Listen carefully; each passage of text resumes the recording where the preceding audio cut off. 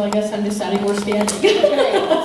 Hi, I'm Jennifer Severs. I'm your current City Council Ward Rep 2 representative.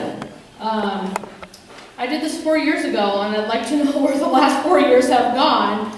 They always say time flies when you're having fun, so apparently I must be having a little bit of fun up there. I've been in Wayne for 16 years. My husband Tom Severs is here. I have 4 kids.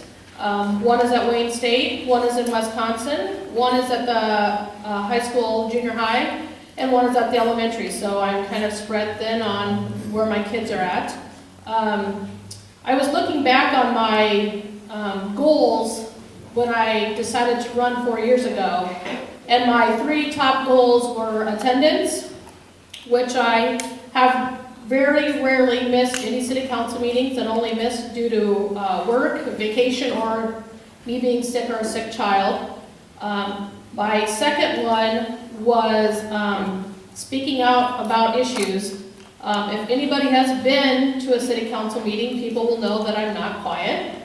Probably my council members that sit on the bench with me probably are annoyed with me at sometimes because I might ask questions that are out in left field or in the ballpark or whatever. But I do speak up. I feel like I ask questions, or I am the common person that's asking questions, and I want it in common language. And then my third point 4 years ago was being financially responsible. I've kind of learned that's not fun in city government when you have to make budget cuts and things have to stop the bleeding, or you have to make sure you're within budgets. That's not the fun part of being the city council, but it's necessary to make the city run. So I appreciate everybody that has supported me the last 4 years. I hope that I've represented you well, and I hope that I continue to represent not only Ward 2, but the whole city. So thank you.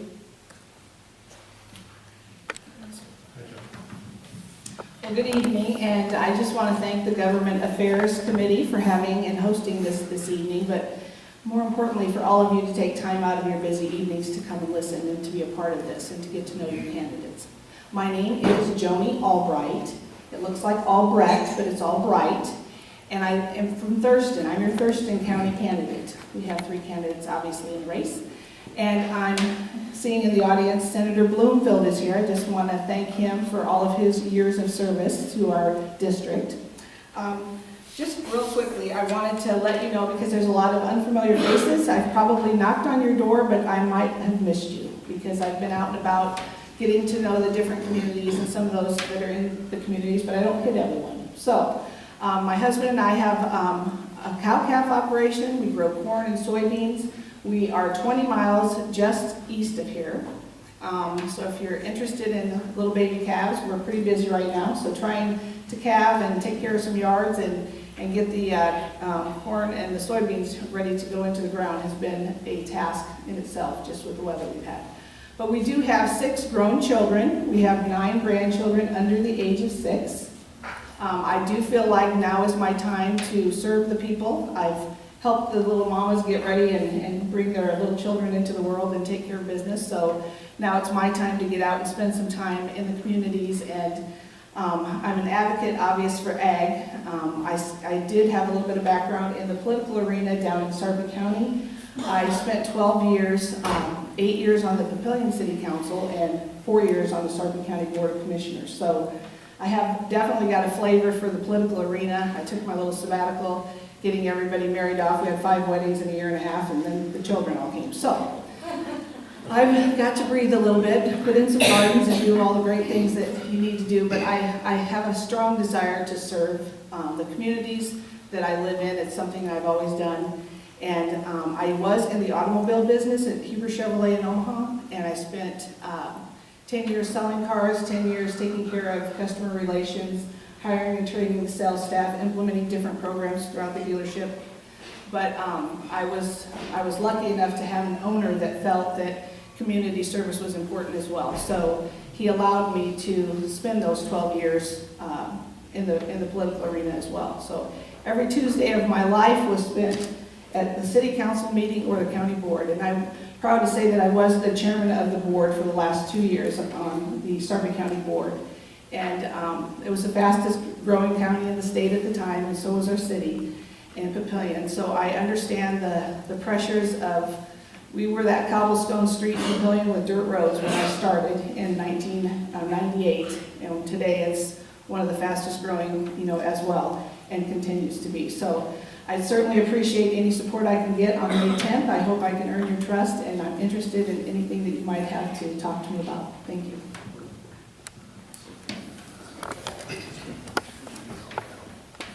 Hello, my name is Josie Broders. I've been living in Wayne now for 4 years. Come this May, I'm a very quiet, shy person, but I think a little bit about my past would be I grew up in Hubbard, my family farms, and I went to school, or high school in Ponca, and so I've always commuted. I drove to school, and then I drove to Wayne to go to college, and I never was a part of a community per se. I felt like I was always commuting everywhere. And so then when I moved to Wayne, I started working here, and I met a lot of people right away and was really excited to be a part of something. I'm super, I don't know, I'm kind of an emotional person, and I like to listen a lot first before I really speak. And so I was nervous to go first because, or I don't know. But I really want to do this because I really enjoy Wayne, and I think that there's so much opportunity in this town. There are so many jobs available here, and I work in HR at Heritage, for Heritage Homes and Heritage Industries, and we have so many jobs available. And I want people to come to this town and see what it has to offer, and that there's things to do here, there's places to go, there's places to eat, there's good things, and there's more things, and it just keeps growing, and it's something that is important to me. I have a little boy who is 17 months, and my husband has lived here all his life as well. And so I'm proud to say that I'm from here now, and I have a place that is important to me. And I hope that the passion that I have for this town shows, and so that's why I'm running. Thank you.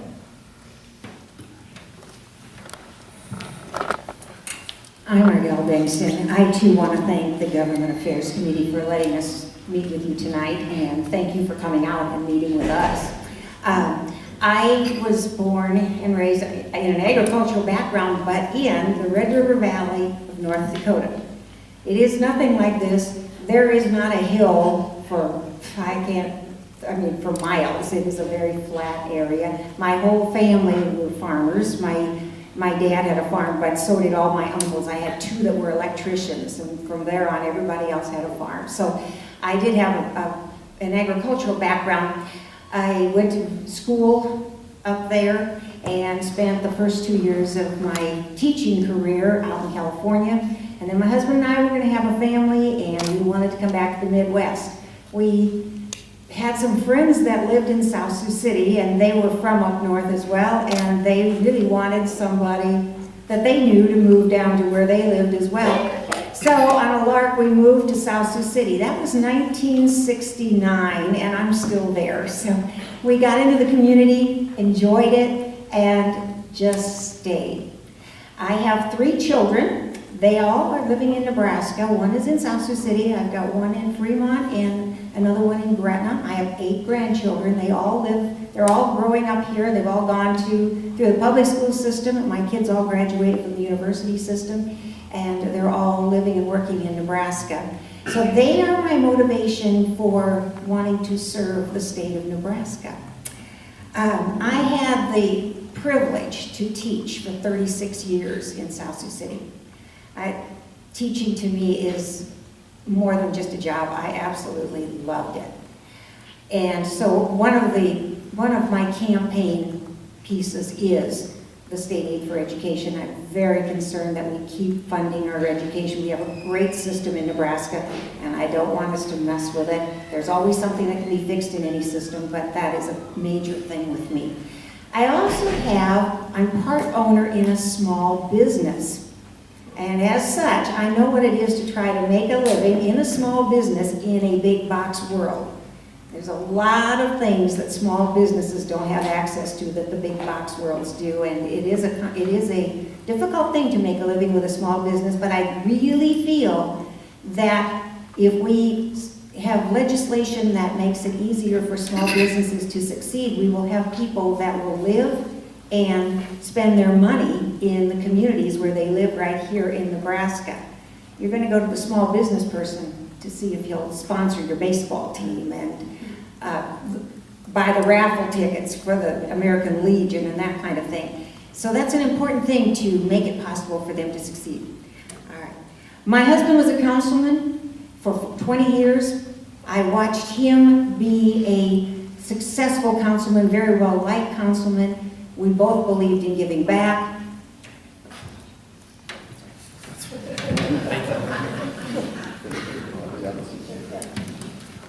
Thank you. Good evening, everyone. I also want to thank the Government Affairs Committee for putting on tonight's forum and everyone involved, Wes for moderating, and everybody for coming out. There's a great crowd tonight. My name is Reed Allen. I'm a candidate for Wayne City Council to represent the 2nd Ward. My wife Heidi, who's sitting at the back, is here tonight. And we have 2 boys, Carter, who is 2, will be 3 in June, and Lincoln, who's 1. I'm a graduate of Drake University, where I graduated with honors and degrees in both accounting and business management. And my wife Heidi and I moved to Wayne in 2012 after living in Tennessee for a year where I worked for John Deere. I grew up just down the road in Pender, and where I currently own and operate the John Deere dealership. I'm a recent graduate of the Nebraska Lead program through the University of Nebraska-Lincoln. I'm also very active in my church here in Wayne, which is Journey Christian Church, or the church across from McDonald's, as a lot of people know. My wife and I both believe that Wayne is a great place to live and raise a family.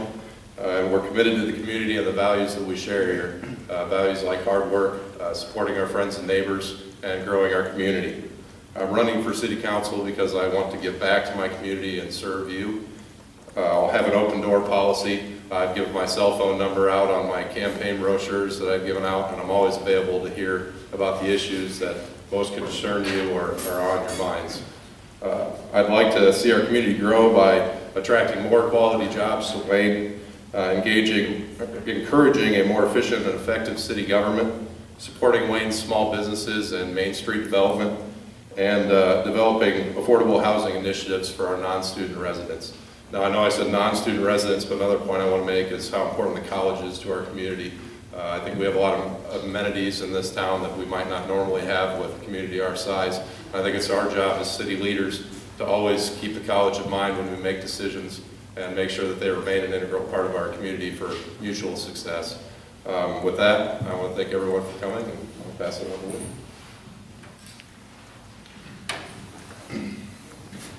Well, I won't repeat it. I would like to thank the governmental committee and especially everybody for coming, because if nobody showed up, we'd be sitting here talking to ourselves. I'm born and raised up here in the northeast part of the state, been here for 60 years now, I guess. I married my sweetheart out of high school, married to her for 38 years till she passed away from cancer. And I am a very fortunate individual that I found a very nice young lady that decided that she could marry me and spend the rest of my life with. And I am truly blessed to have 2 wonderful women in my life. I started farming when I was a sophomore in high school. I rented my first farm ground. It was $10 an acre was cash rent. And I bought my farm the next year. I made enough money that I could buy a farm that I called my home place. So I farmed and still farm. in the 80s, we did what it took to survive, because there was a lot of suffering, high interest rates, a lot of farms got sold out. We're in some hard times again. We need to make sure agriculture stays viable, because that's basically what this area generates the most income. Farmers pay the most taxes. So we need to take good care of the farmers and the ag businesses. I have 3 children, and when I got married again, now I have 6 children. So they all are family to us.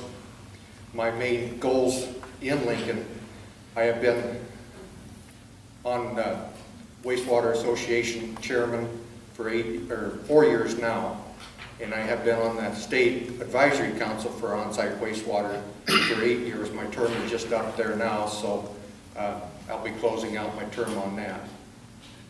So that makes water issues very important to me. I served 8 years on the Lewis and Clark NRD.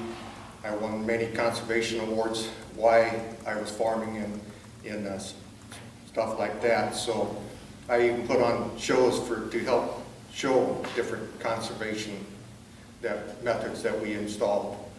So with that, I kind of am pushing the water quality issues, and then I also want to do something for affordable housing for the working class people.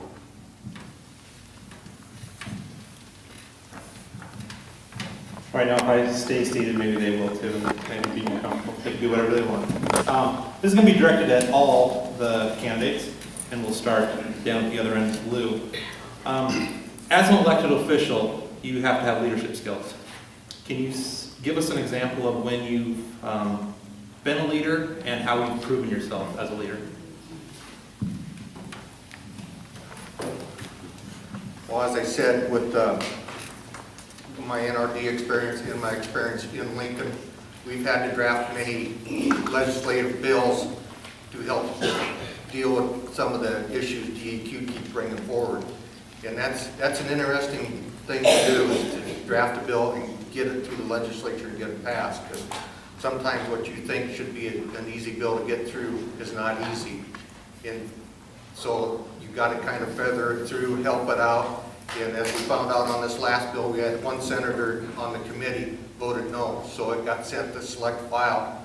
So we had to go back and lobby the senators and get it, and we did get it passed before it got terminated after the 2 years on the floor. So leadership, guiding them through, it just really takes a lot to get a bill through the legislature.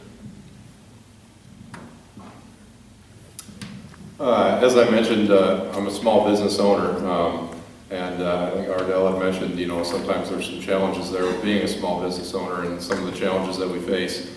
I guess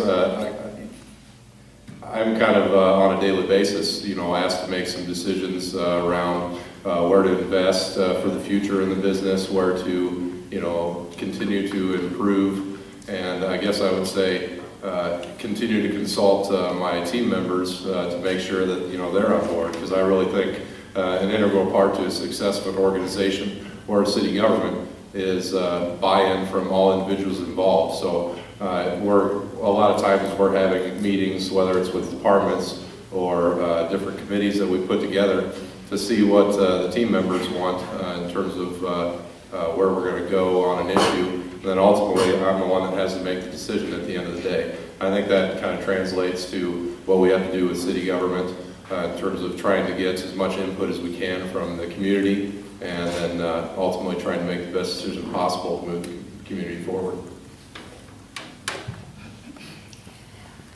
I mentioned that we have a small business, and exactly, you make decisions every single day on that one, and we have installers, and we have to make sure they're on the site, that they're doing what they need to be doing, and follow up and so on. So that kind of leadership I have.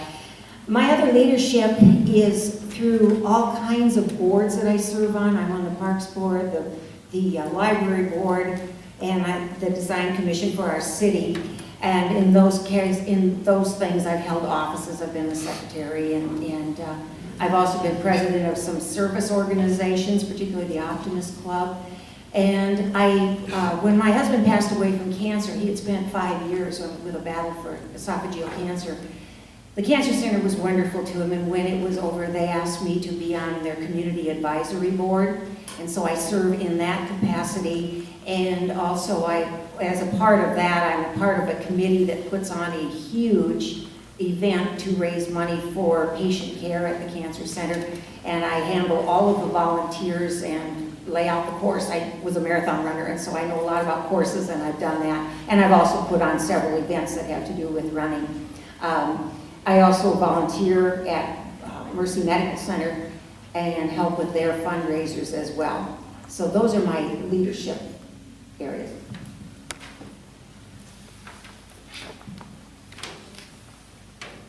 I am pretty young, and so the things that I've done so far probably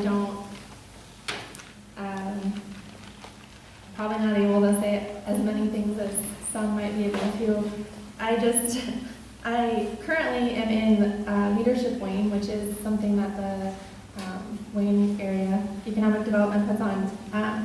And it's kind of what started my whole decision to run for city council. I want to have more opportunities to do these leadership roles. I hope I can eventually come out of my shell and not be as shy and not be as nervous in front of everyone. One of the things that I have done for a long time before I moved here was that my local 4-H group, I was always a part of that. After I was too old to be in 4-H, I joined as just as one of the leaders for the whole club, and my siblings, my younger sisters are both still in 4-H, and it's something that I really enjoy being a part of, even though now I can't be a part of their club in Hubbard.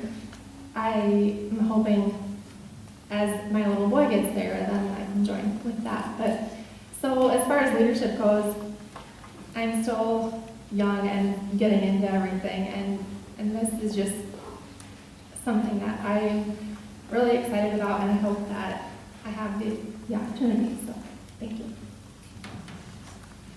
I too was there one time. Well, again, 33 years in the automobile business, obviously stepping up from sales into management and running departments and hiring and training.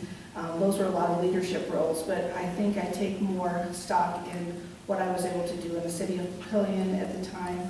One of the wards that I was in, we were going to be, again, we only had one grocery store. If we wanted to go out to eat, we had to go to Omaha or Bellevue. If we wanted to buy clothing, we had to go to Omaha or Bellevue. So this super Walmart was coming to Papillion in my backyard, in the ward that I represented. And one of the things that I did, because again, I was representing the people, not my own decision and my own thought process. I had to figure out what everybody wanted to do. So I sent out, I paid for a postcard that went out, and I asked these people, you tell me whether you want us to build this super Walmart or if you don't. If you don't, I represent you. I will spend those 15 hours of deliberation at the planning board and 15 hours at the city council, and we'll make it the best project possible if that's what you want to do. And you need to be thinking of for the greater good of our city if we wanted to continue to grow. So it came back, about 80% said build it, but the 20% that weren't happy, definitely let me know that. And that was, I feel, the stepping stone that brought me to the next level of working with the county board. There were definitely always 6 people or more running in the race. And I think that, people can see that if you're a good communicator, you work well with others, you can continue to make progress. So I would definitely say that the leadership role is communicating with others too.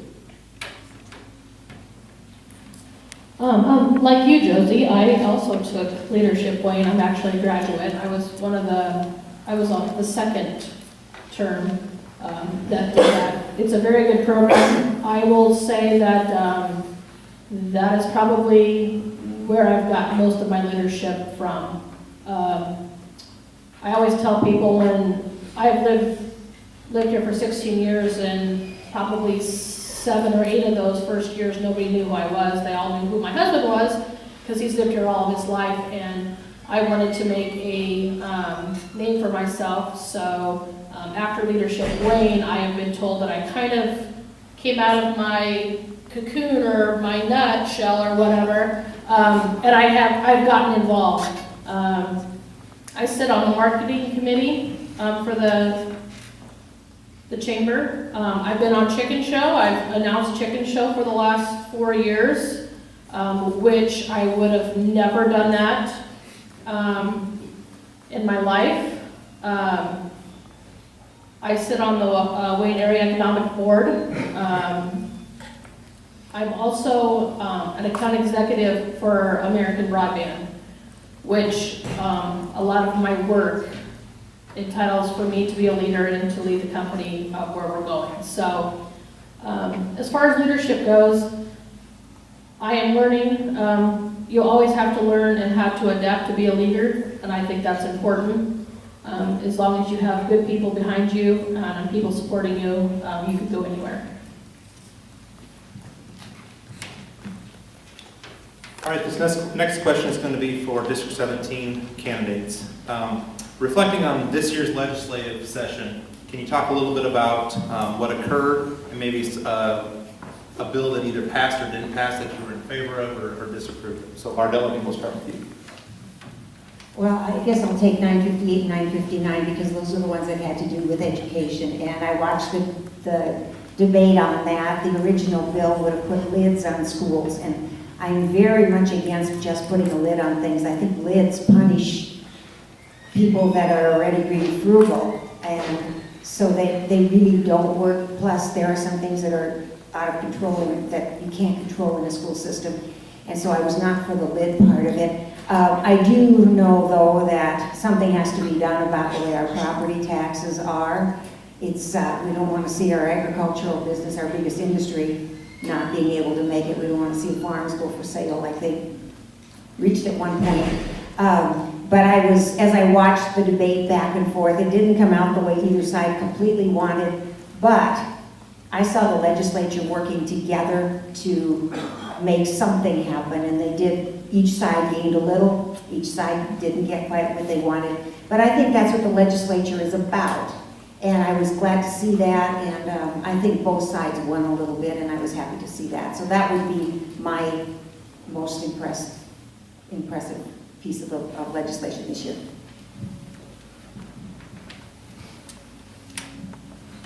Well, the one thing I'm kind of proud of is the bill that I helped draft 2 years ago. Finally got passed this year, and that dealt with the way that DEQ could use the fundings from our license fees to help with education and enforcement where we couldn't, because one of the attorneys basically told us, if you don't like it, change it. So we did. Another issue that I thought, I don't realize it was a compromise with the rural and the urban senators, but we didn't get a whole lot as farmers for tax relief, considering they got $8 million more in state aid. 3/4 of that went to the city of Omaha. Very little of it went to the rest of the state. So we need to keep working on equalizing the state aid to education and dealing with the local property taxes.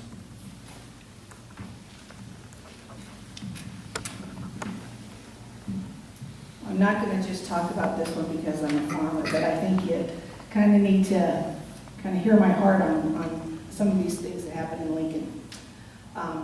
LB 176, I sat on the Farm Bureau board for 1 year, and I watched how they put the policies together, how they managed to get the lobbyists to carry different things, but it was really difficult for me. I could talk about it now, but I couldn't talk about it when I was a board member, but packer ownership of livestock was a big issue, and I watched the whole thing unfold.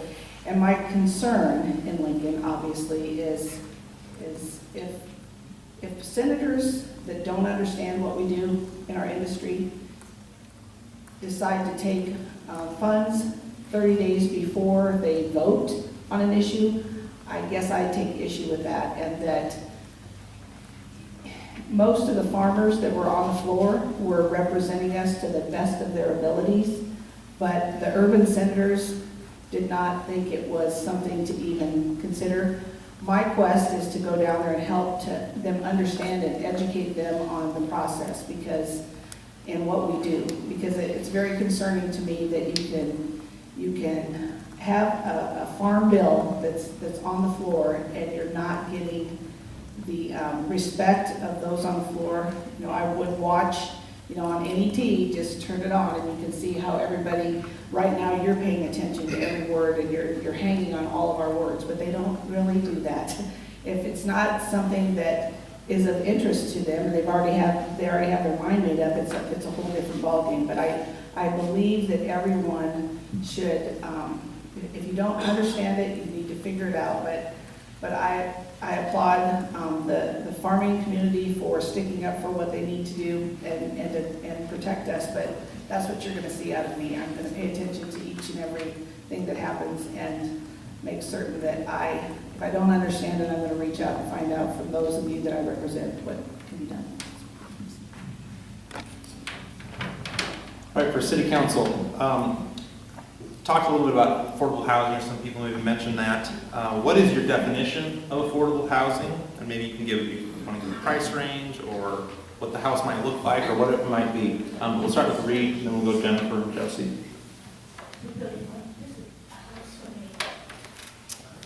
I think my definition of affordable housing would be, you know, a house that a couple with, you know, maybe a dual income family could afford. You know, I look at it a lot of, I have a lot of employ 37 individuals in my business, and when I look at housing, I want to have something that one of my technicians in the shop and maybe their wife who's a nurse at the hospital or a teacher in the school, something that they can both afford to own. Because I think the biggest thing you look at when you look at a community is that somebody that owns their home is more likely to stay in that community than someone who's renting a home. And so I think that's very important for our community to find options for, you know, affordable housing within the city. I think a lot of that, you know, in terms of a price range or size is dependent on somebody's income. And I think all cities need a range of price range for their housing. And I think, Wayne, part of the problem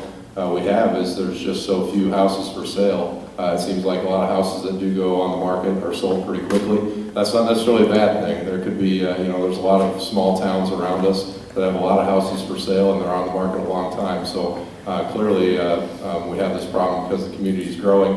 And as Josie mentioned, there's a lot of jobs available in town. And I think housing and jobs go hand in hand. You can't bring more jobs to town if you don't have houses for people to live in.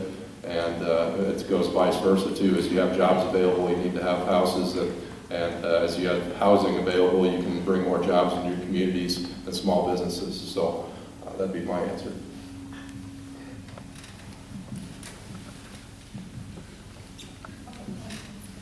I'm not going to put a price range because everybody, middle income, sometimes I feel is higher than what it should be.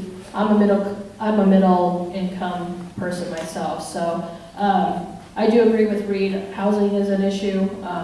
Affordable housing in Wayne. We've had several builders build houses, and they are building as fast as they can, and things are getting sold as fast as they can. It's a tricky subject to get people to buy homes or put a price range on homes for people to move into as far as floor plans. But I would like to see that, you know, middle income families that don't qualify for the programs that we already have established. That would be ideal. And with that, I'd like to thank the builders that are building as fast as they can. It seems like they're building as quick as they can and they're getting snatched up, or there are houses on the market and they are being snatched up very quickly, which is a good thing. It means we're growing and things are moving fast, but it also goes back to now what are we going to do? We did build quite a few apartment buildings that in the last 4 years, but I think it is time to focus on the housing part.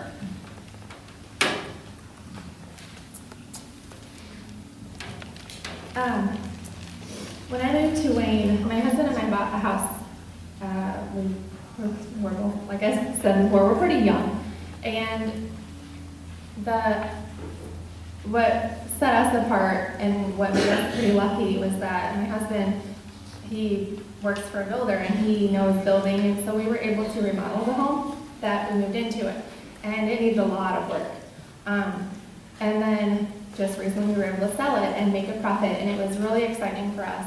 And I see currently there's not a ton of houses on the market, but there are some, and there are some that have sat for a long time.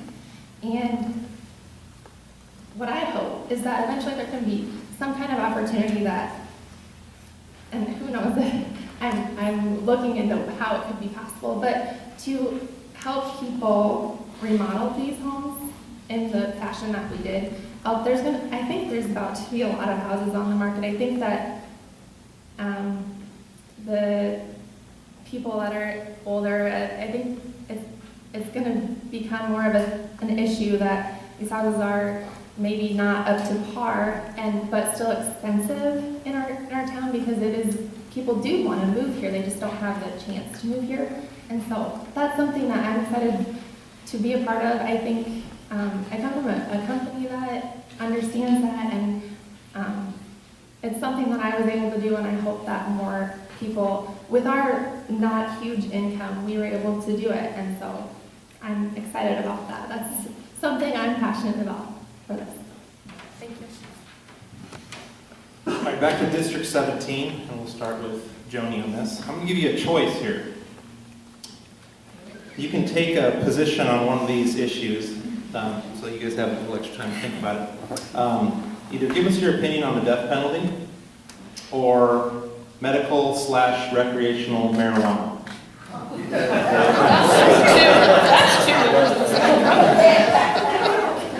Okay, I'll take the death penalty.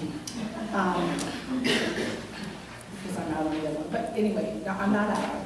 I'll explore any options that are out there. I need all the information that I can get before I'm going to make my decision. I would definitely say with the death penalty, you all get to have a right to go and vote and make your decision for the state to decide which direction we get to go in. And that's the way it needs to be. If there's something that is so controversial, it has to be that way.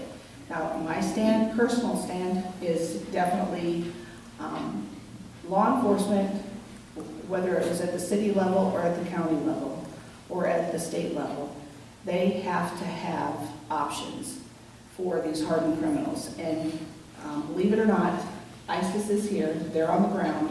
We don't need to have, if you know that you have a scene that the person has definitely taken lives, and I hear it from one end of this county to the other, it's very important that we have a tool for the law enforcement to use to be able to take care of the hardened criminals that sit in our jails for years and years and years. So that would be my stand.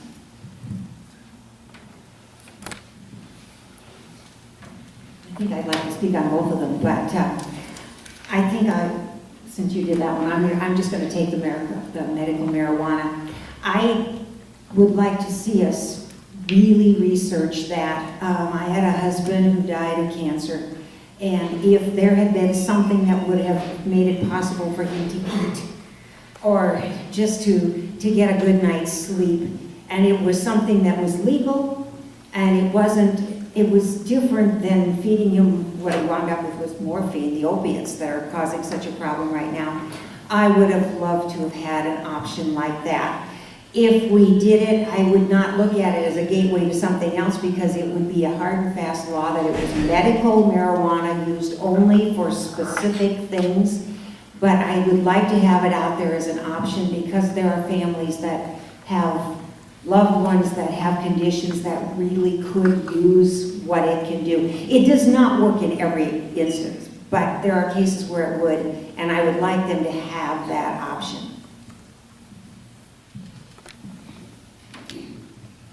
Well, that's quite a choice, life or death, but I'll agree with Ardell. We've had maybe the same experiences I spent 2 years with my wife in and out of the hospital just about most of the last 2 years, and I've seen a lot of suffering. And I've seen some experimental things on some of the patients up there that worked. So let's try the medical marijuana in cases where it's going to help them.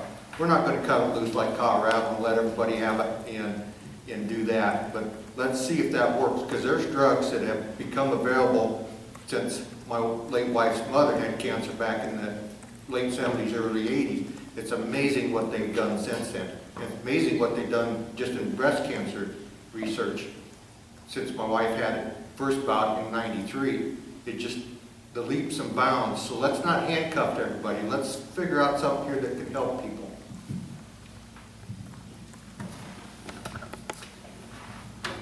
All right, one for city council. I'm going to start with Josie on this. What ways do you think are the best for the city of Wayne to grow? So kind of growth for Wayne. How do we make that happen? Well, like I said right off the bat, I do think there are quite a few jobs of it. I mean, I know for a fact that there are a lot of jobs, and they're not poor paying jobs. They're good jobs, and they're jobs that you can have for a long time. And I think with the housing, as the new houses do come on the market, and the houses that have been there for a long time, when we can get more opportunity for people to come to town, I think it's great that the new restaurant is in town. I hope that will bring more people than just to come to town. I want to learn more. I don't know. I'm really excited for Wayne. I think that there are things happening right now that are really exciting. I'm sorry. I'm so nervous. Again, with the housing, it's really hard. I just want more folks like myself, young people, to keep coming back to Wayne. My husband graduated high school from here, and there are so many people that as soon as they graduate, they just want to be gone. And I think that getting those people to come back is really important. So I want to keep showing them reasons why Wayne should be where you should raise your family, because it's where I'm going to raise mine. So thank you.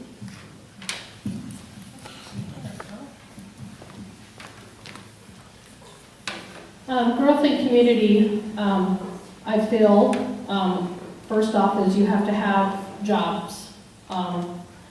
Whether we lost Pacific Coast when the tornado came through, so I would like to see that out there being built for some industrial jobs. That would be nice. There are current jobs open, but I always think a variety is always great. A vibrant downtown, I think that shows growth, or is growth in this community. There are very little, if any, I can't think off the top of my head if there's any downtown stores that are vacant or open at this point in time. With that, when you create jobs and jobs are created, the growth of your community grows when the housing comes in. So the jobs have to get filled first, and then the housing will come with that, which will make it grow.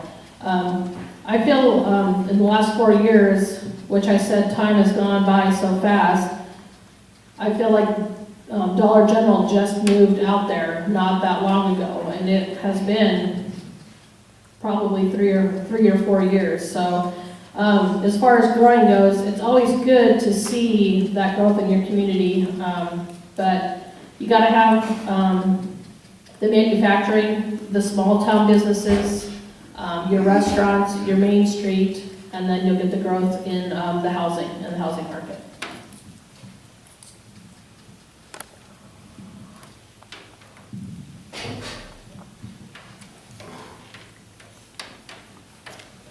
I'm going to hit on a few things. I'll start again with housing and jobs, but I guess put my spin on it. One of the ways I think we need to continue to expand on housing to grow the community is by offering TIF financing, which I know Wayne has done a lot of in the past. I think it's a good way to incentivize builders to continue to build affordable houses.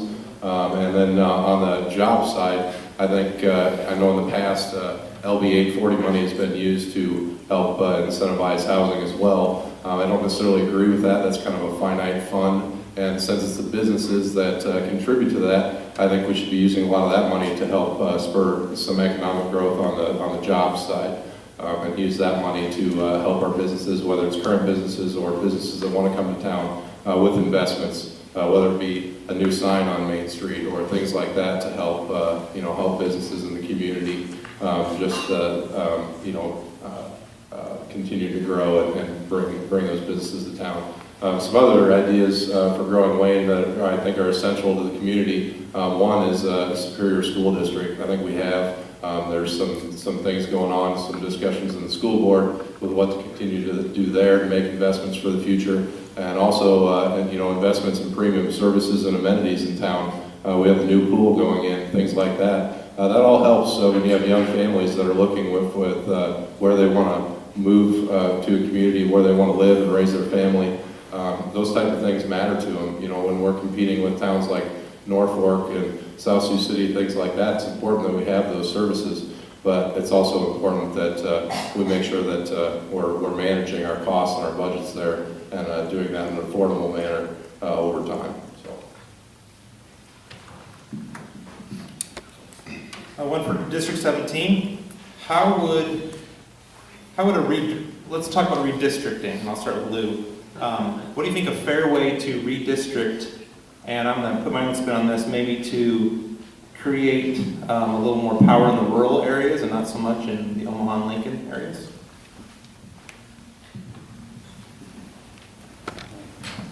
Well, the redistricting is a hard thing because we're supposed to be, equal.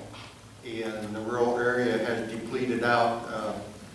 In my hometown area up there where I grew up, there used to be a farm on every quarter, or at least on every half section. Now, there's places up there, when I moved away, my nearest neighbor was 2.5 miles away. And now that I moved out, there's even a bigger gap. So redistricting, we've got to do something, as you stated, that Omaha would like to succeed from the state if they could. So we need to do something to help the rural areas, whether it's how they vote or whatever, to get so the rural areas still have some control, because we're losing it fast.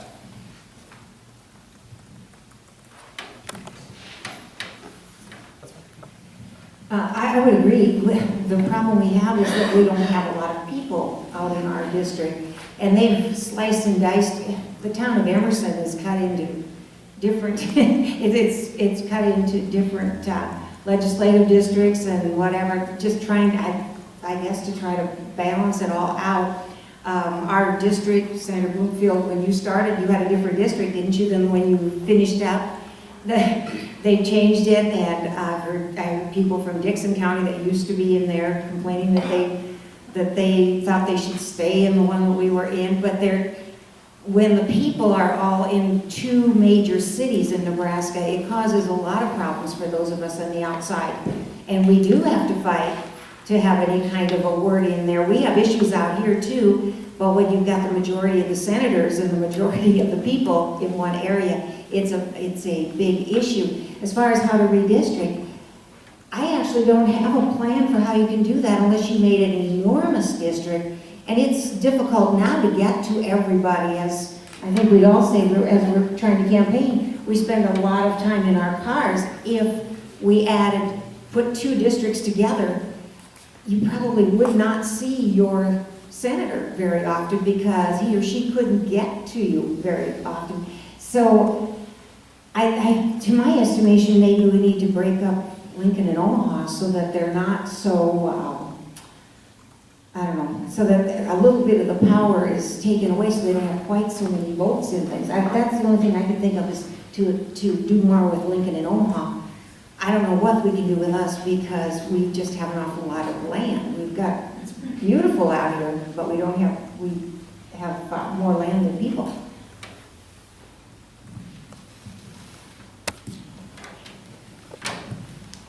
That is a difficult question.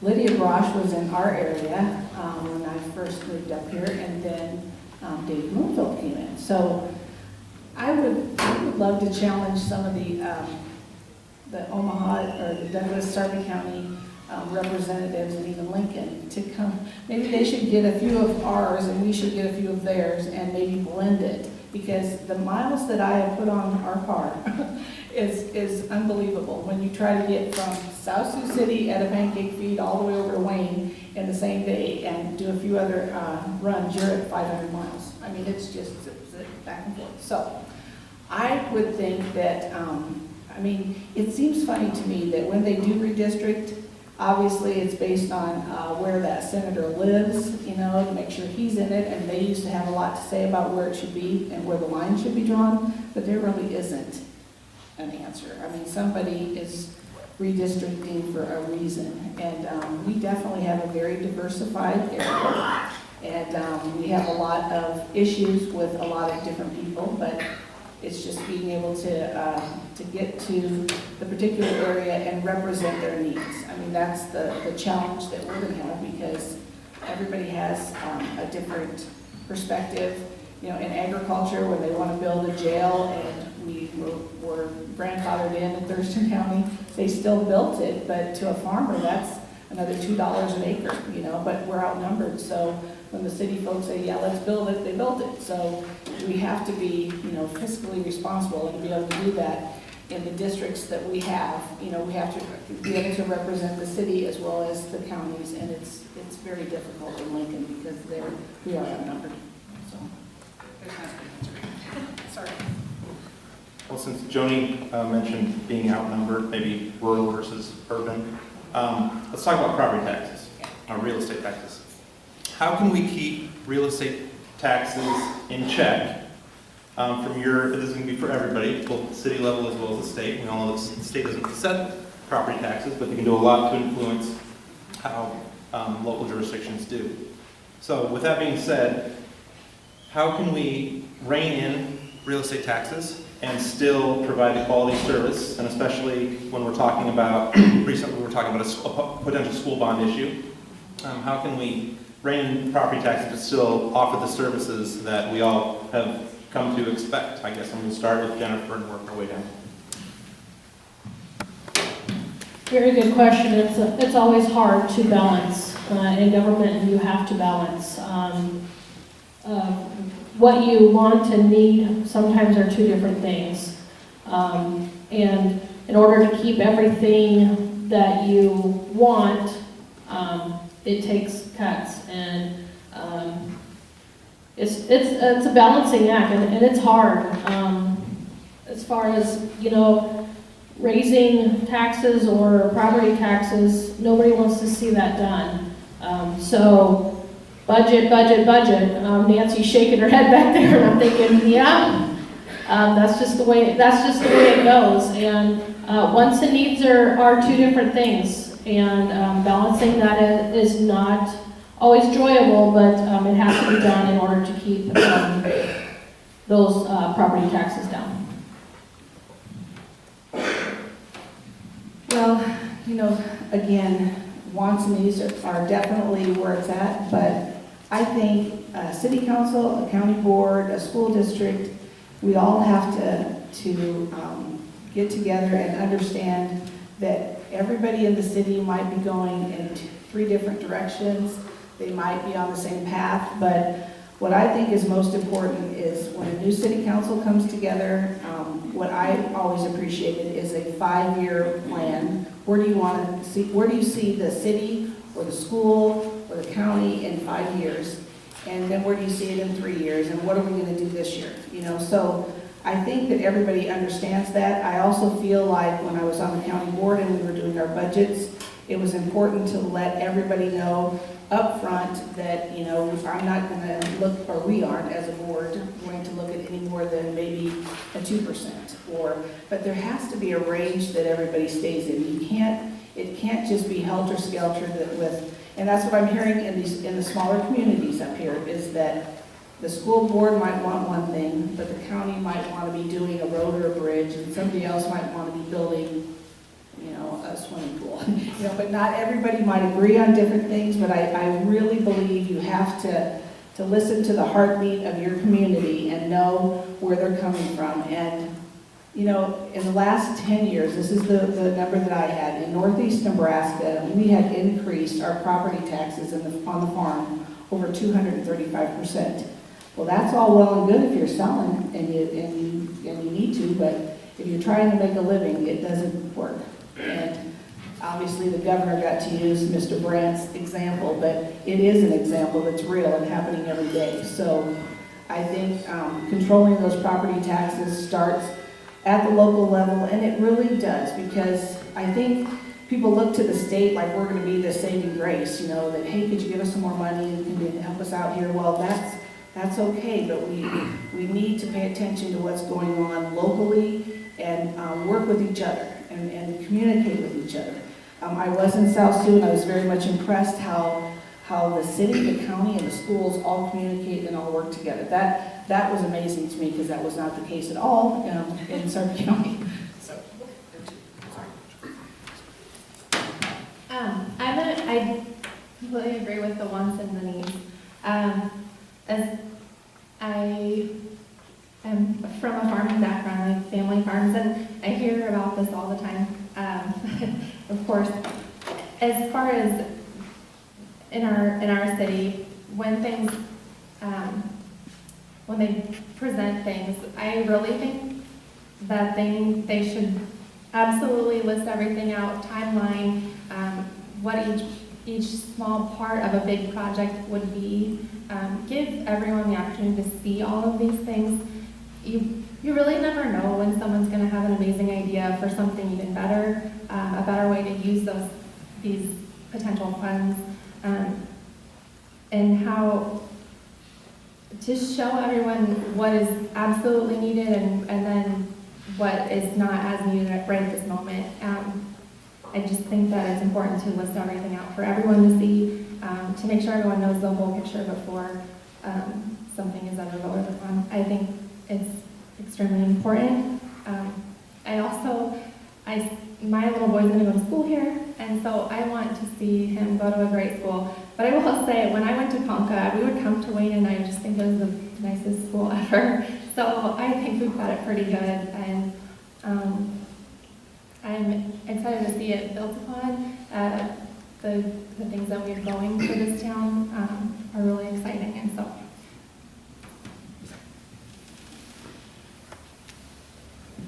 Well, I think as far as our taxes are concerned, first of all, I mentioned it earlier, the idea that we should pay for our schools almost entirely with property taxes, that's not done in every state, and I think that we do need to work on, they need to do something about state aid to education so that it doesn't rely strictly on property taxes. Most of it is done with property taxes, and then there's this juggling act of who gets what.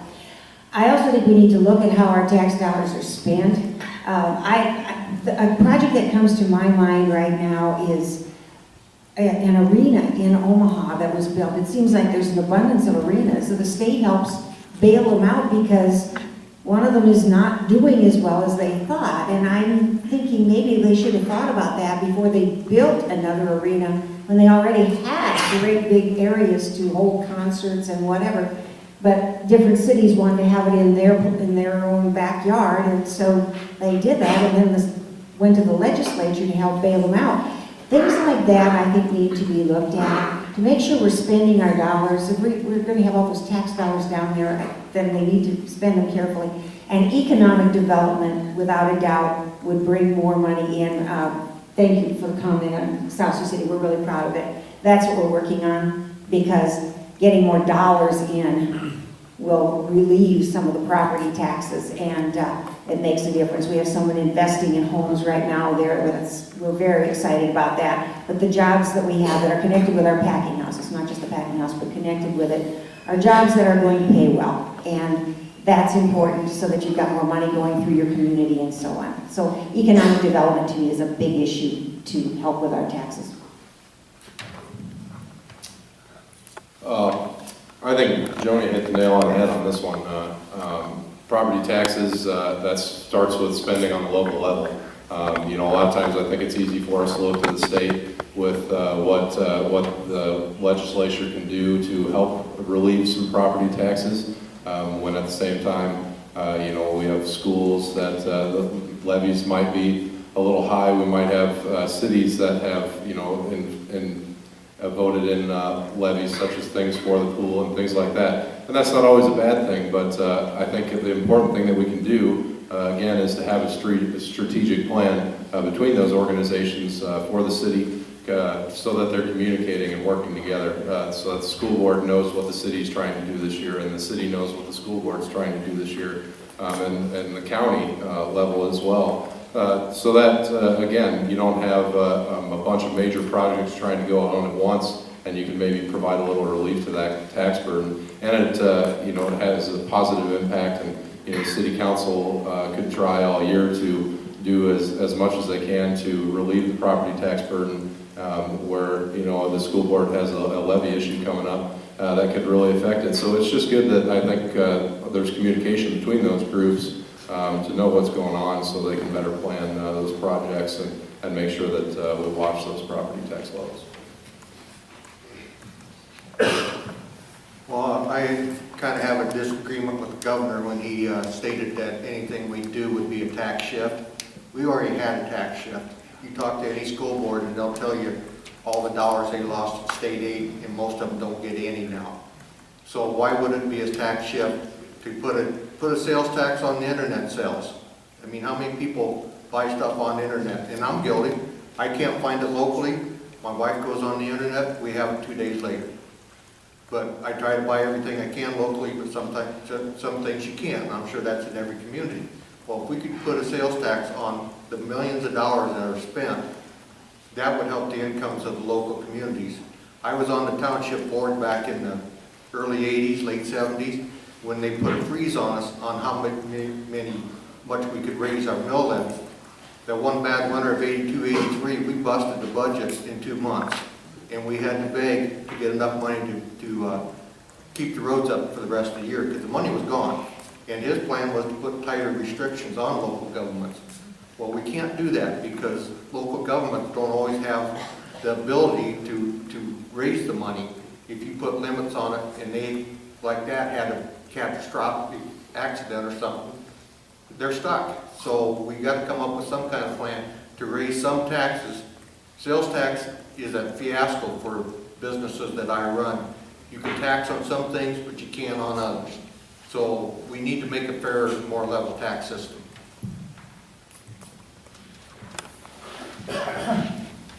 Right, we might have one more question for each offices, and then we'll do our closing comments. This one will start with Ardell. Since Joni got an easy one with marijuana and death penalty, we'll go Medicaid expansion. Can you tell us your thoughts on Medicaid expansion? I personally think we missed the boat by not taking it. We have 97,000 people in Nebraska that are uninsured. And that might sound like, well, that's their problem, but it really isn't their problem. I volunteer at Mercy Medical Center in Sioux City, and they talk about the number of people that show up at the emergency ward and because they have no insurance. Well, that's the most expensive way you can see a doctor, but when it gets too bad, that's where they go. In rural Nebraska, when they show up, Mercy's a fairly good-sized hospital, so is Unity Point. But in rural Nebraska, when they do that, after a while, it's pretty hard for them to absorb what they lose with uninsured people. And so consequently, we all pay for that. I think that the Medicaid expansion would have covered people that are working, because most of them are young people, and they're right out of school, or they're just getting started. Some of them are holding down 2 jobs, but they don't make enough to get the subsidies for the Affordable Health Care Act. So they can't afford that insurance. They also don't make too much to be on regular Medicaid, and there's not a reason for them to be on that. They're kind of caught in the middle. And private insurance is very expensive, and they just simply do not make enough money for it. I also believe that if everybody had health insurance, we could do preventive care. There are a lot of diseases that could be managed early and they wouldn't turn into the catastrophic illnesses that they do. The doctors will say that when people come to them, quite often they are beyond help and they take a lot of care, but there's very little hope left. So that's my feeling on Medicaid expansion. I think we missed the boat.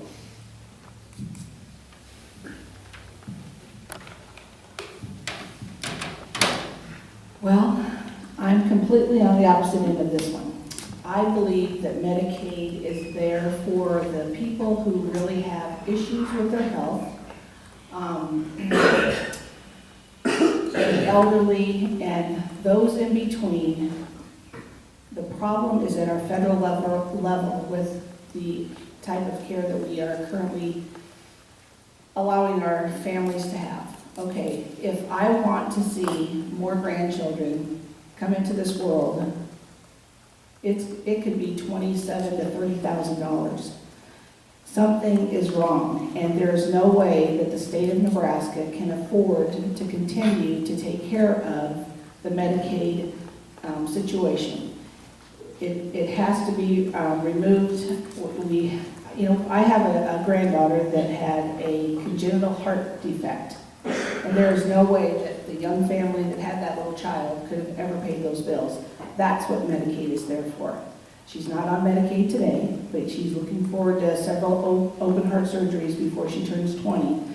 But that's what that Medicaid is there for. It is not there to carry those who can't. Because I'm here to tell you, of the 6 grown children that we have, they're struggling through just keeping their health care. And a lot of people pay more in healthcare premiums than they pay for their home or for their vehicle. So we have some major issues to take care of at the federal level before we can handle things at the state level. And that's just my opinion. I know that I was a single mother raising 2 girls, and I paid those high deductibles, I paid those high premiums, but I had health care for them. So it's not as easy as it used to be, but it definitely, I don't believe it's something that the state can fund.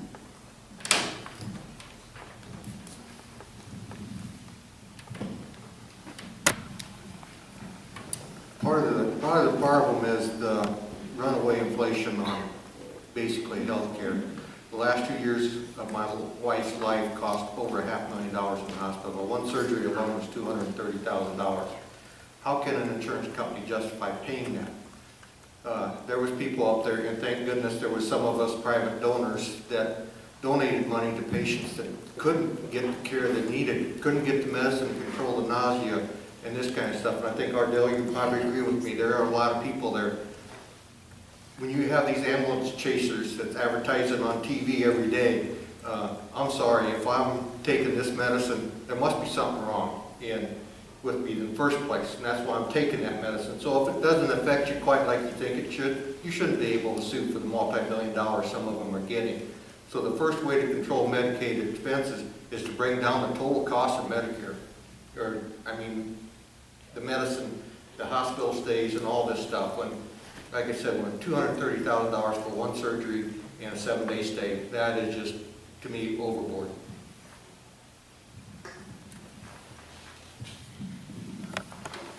All right, last question for City Council, and we'll start with the read and work this way. A recent, I think, a December 2015 study that the University of Nebraska Omaha came out with said that by 2050, the county of Wayne could grow over 2,000 people, currently 8,000 or 9,000, whatever we are.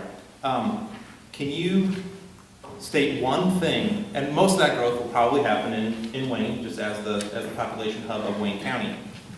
What one thing could the city do to be prepared for that kind of growth in 34 years?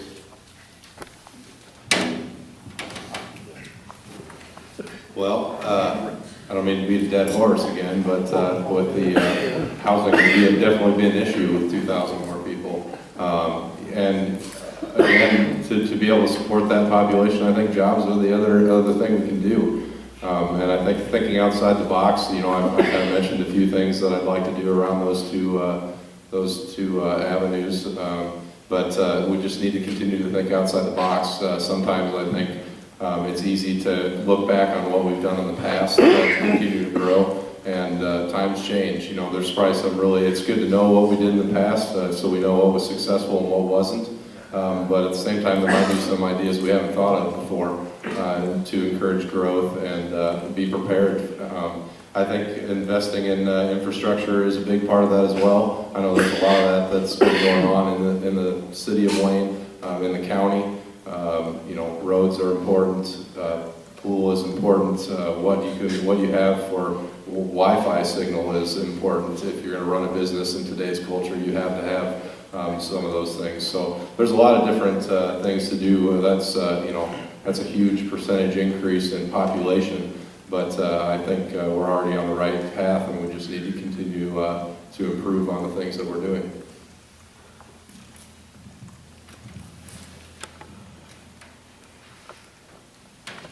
First of all, that I think how exciting is that? As a young person, that would be just great to see my community grow like that. And correct me if I'm wrong, and I thought about this for a long time today and how I would say this because I don't want it to sound awful. Our community has, there's a lot of houses and a lot of people that in 20 years that those houses will be for sale and they might be not up to par of where they should be, and that's where I come back to that helping people remodel these houses and make them to the standards where they're not extreme standards, but where they could be livable and enjoyable for a young family to start in again. I think that's going to be a huge thing in the next 10 years for Wayne, and I hope that that's one of the big things that I look forward to if I'm elected to be a part of, and I think it's really important for our town to see that happening sooner than we probably think, and addressing it. I guess I don't know how else to say it, and I don't mean to offend anyone with that, but it's just something that I think is really important to look at. In the very first Leadership Wayne class we had this past year, they had statistics on that, and I think that's where I really started my whole deal with this and wanting to be a part of it, is I wanted to help with that because it's something that I came into Wayne and I was a new person in town and I was able to fix the house, and so that's that. Just wow. I didn't realize that number was going to grow, or that that's what they're projecting. Yeah, it all comes down to housing and jobs, and the TIP money and the 0840 money. I think you're going to have your businesses, restaurants, clothing, groceries, all of that will need to be in place also, because if they are predicting that's how fast that is going to grow, which is super exciting. I didn't even know that was out there. It's going to be exciting, and it will be a ride. But housing will be the first thing on the agenda, and I think with that we are going to have to kind of go back to where we were maybe 5, 6, 7 years ago, and where we're at now. Western Ridge was nothing, hardly anything, or maybe just talks, and now there's several houses out there, and we have shown, the city of Wayne has shown that when we put our minds to it, we can grow, and we can provide those lots or those housings for individuals coming in. So I guess I'll look forward to that. I don't know if I'll be alive, but I'll look forward to it if I am. So you're saying housing's important? Housing's important. You'll have a job. I kind of off mic here. Who started? I started. we start, do we just go down the line? All right, we're gonna do a little different than on the close. We'll start with council for closing, 2 minutes to close, and we'll go Reed, Josie, and Jennifer. Actually, we'll go Reed, Jennifer, Josie.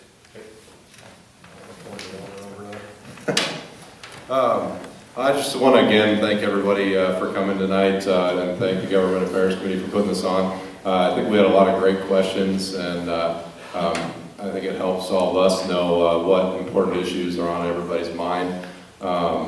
You know, obviously for City Council, a lot, it seemed like we talked a lot about housing and jobs. I think those are the big issues for Wayne. I think Josie had a great idea with finding a way to maybe remodel current housing that we've had. I know there's a few people here that have done that and found a way to you know, revitalize some of the beautiful older homes that we do have in our neighborhood. And that's a fantastic way to help with the housing market in Wayne as well. I think, as I had stated, I'd like to continue to work with different parties to keep the communication lines open between the school district, the city, the county, make sure that everybody's trying to work together. You know, that's a two-way street, obviously, but hopefully the city council can do as much as they can to keep those lines of communications open.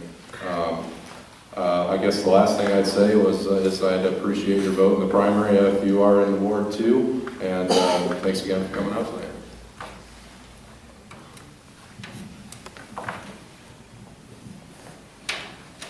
Well, thank you for the invite, and also want to thank my husband and my children who, people don't realize how much time city council sometimes takes, how many hours or days or minutes that you might be away from your family, so I want to thank my husband in that. I just want to remind everybody in Ward 2 that, you know, I do live here, work here, eat here, shop here, and I'm involved in this, in the city of Wayne. Whether you re-elect me or not, I'm probably not going to shy away from some of the stuff that I'm involved in. I've enjoyed the last four years that I've sat on city council, and we have some major voting going on May 10th, not only at the local level, at your state level, and who will be the next president. So I encourage all of you to get out there and at least vote on May 10th. So thank you for the support the last 4 years. I thank you for putting this on tonight. This was exciting. This is my first anything with politics. I've always known that I wanted to be a part of everything. I'm probably overly emotional and compassionate at times, and I thank you for listening to me kind of ramble. I'm really excited, again, I don't know how many times I've said that, about this town, and watching it grow, and being a part of it.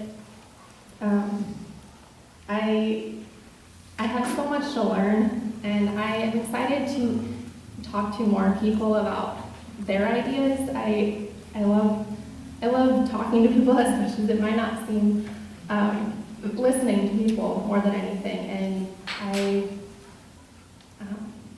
I just thank you for putting this on tonight. I'm glad that I at least get to get some kind of word out, as shy as I might be. So thank you.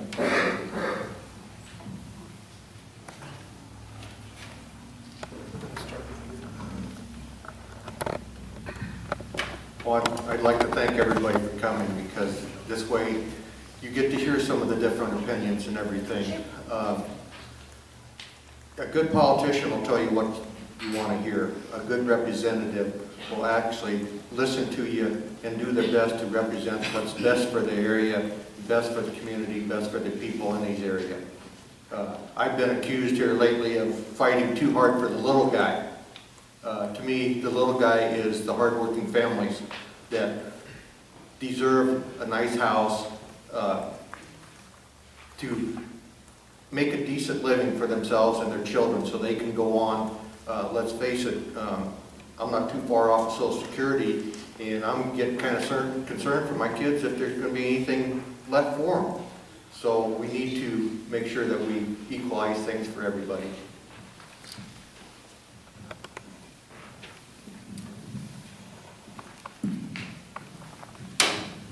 Well, once again, I just want to thank you for all being here this evening and caring enough to vet out your candidates, because I think we all feel strongly about a lot of different issues. I know that we're all very much concerned about how everybody feels about certain things, and I want to assure you that I am going to be your fiscally conservative candidate down in Lincoln that listens to both sides.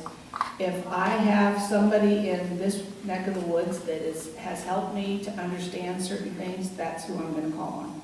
I'm going to rely on you to help me understand your point of view and where you're coming from.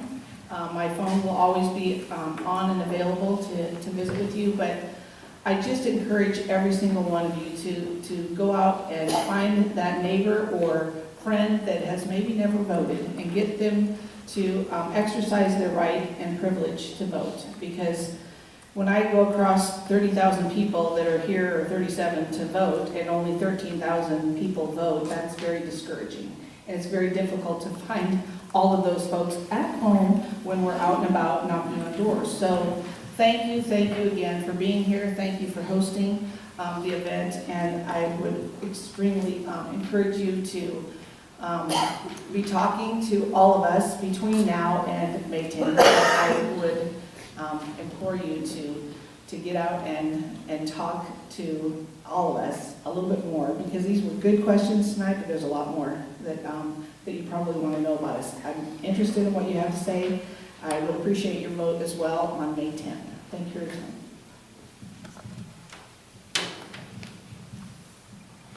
Well, I've spent most of my adult life in District 17, and I really do care about this area, really do want this area to have a voice in the legislature. And I know that that's not simple, because we are up against two major metropolitan areas that have a lot of say in a lot of things. But I do want this to be a place that's growing, and I want it to be a place where young people come and live and want to stay. And having a young council person running for office is just wonderful. That's amazing. As your candidate, I've gone door to door listening to what your concerns are, and I can promise you that if I am elected, I will take all the information I gathered as I was going door to door, and also research on any issues that come up in the legislature. I am very much into research and finding out what the repercussions would be if such and such a bill was passed. And I promised that I would always take a good look at any issue that comes up and be concerned that the decision I make is a wise one, as to the best of my ability. Thank you all for coming as well. You took a night out of your week to come and listen to us, and it's been good to be able to listen to you and hear your questions, and hopefully we answered them well. And I also am asking you for your vote on May 10th. I would love to be your representative in the legislature. Thank you. Well, that concludes tonight's event. I thought that was more fun than any CNN debate we could ever even imagine. Yes, well, thank you for a very civil discourse here. Thank you all for coming. Again, without you, we'd be talking to ourselves. So thank you for your participation. Please remember to vote on May 10th, and then look forward to another one of these this fall when we have additional candidates up here for the general election. So good night.